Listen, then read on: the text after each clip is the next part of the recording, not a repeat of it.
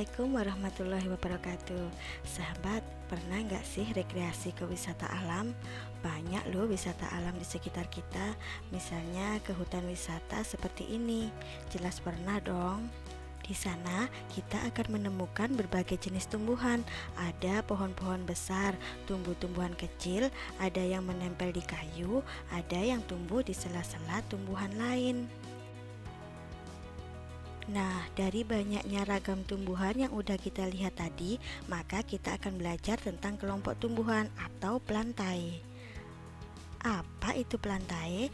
Plantae adalah tumbuhan dengan ciri-ciri tersusun atas sel eukariotik atau sel yang memiliki membran inti. Plantae mempunyai organ berupa akar, batang, dan daun. Plantae merupakan organisme multiseluler. Dia mempunyai dinding sel yang tersusun atas selulosa. Plantae itu mempunyai klorofil sehingga bisa berfotosintesis dan menghasilkan makanan sendiri atau autotrof. Kemudian menyimpan hasil fotosintesis berupa tepung atau amilum. Karena banyaknya jenis atau ragam tumbuhan, maka tumbuhan dikelompokkan dalam beberapa klasifikasi. Berdasarkan divisio, tumbuhan dibagi menjadi 3, yaitu tumbuhan lumut atau bryophyta, tumbuhan paku-pakuan atau pteridophyta, dan tumbuhan berbiji atau spermatophyta. Sekarang kita simak dulu skema pengelompokan tumbuhan tadi. Kerajaan tumbuhan dibagi menjadi 3, yaitu bryophyta, pteridophyta, dan spermatophyta.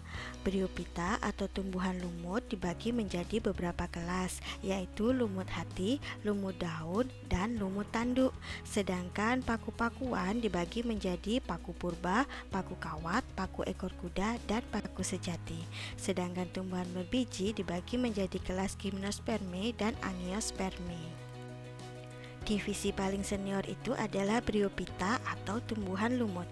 Pernahkah sahabat mengamati lumut yang menempel di tembok, kayu, atau bebatuan? Sebenarnya ukuran lumut itu kecil, tapi jumlahnya banyak dan bisa menjangkau tempat yang luas loh. Dia itu sangat nyaman hidup di tempat lembab atau basah seperti ini. Dia sangat bergantung pada air atau polikiohidrik. Lihat akarnya yang sederhana itu, dia hanya bisa menyerap air terbatas saja. Nah, kalau dilihat lumut itu berwarna hijau kan, karena dia punya klorofil atau zat hijau daun. Dengan bantuan sinar matahari, lumut melakukan fotosintesis. Permukaan tubuh lumut dilapisi oleh zat lilin atau kutikula. Jadi meskipun hidup di tempat lembab, dia dapat menahan air yang masuk ke tubuhnya. Kalau lumut dilihat dengan menggunakan kaca pembesar, kita bisa lihat struktur tubuh lumut. Yuk kita dekati mereka.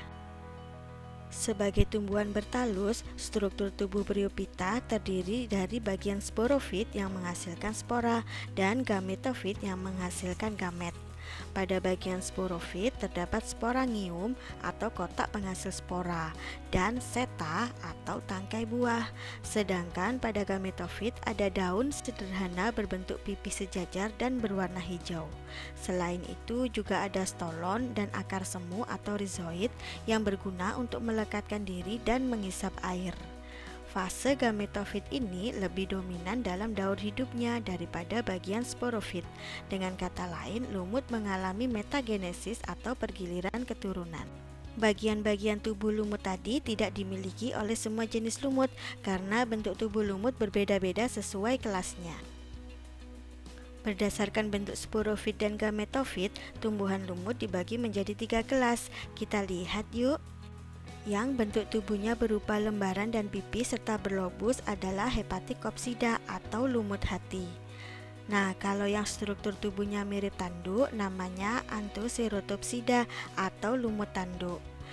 Dan yang kita bahas tadi itu yang berbentuk berupa lembaran spiral berwarna hijau muda adalah Bryopsida atau lumut daun. Lumut daun ini disebut juga dengan lumut sejati atau musci. Tumbuhan lumut seringkali kita temui kan, bermanfaat nggak sih? Ya tentu aja bermanfaat. Lumut itu merupakan tumbuhan perintis, artinya tumbuhan pertama yang mampu hidup di daerah kosong sebelum ditumbuhi oleh tumbuhan lainnya. Lumut juga bisa menahan erosi tanah dengan cara menyerap air. Lumut itu juga kuat loh, dengan senyawa asam yang dimilikinya, mereka mampu memecah batuan yang sangat besar. Selain itu, lumut juga bisa digunakan sebagai obat hepatitis C dari lumut hati. Hebat banget ya lumut ini. Nah, untuk divisi tumbuhan paku atau Pteridophyta, simak di video selanjutnya ya. Sekian dulu, semoga bermanfaat dan tetap semangat belajar.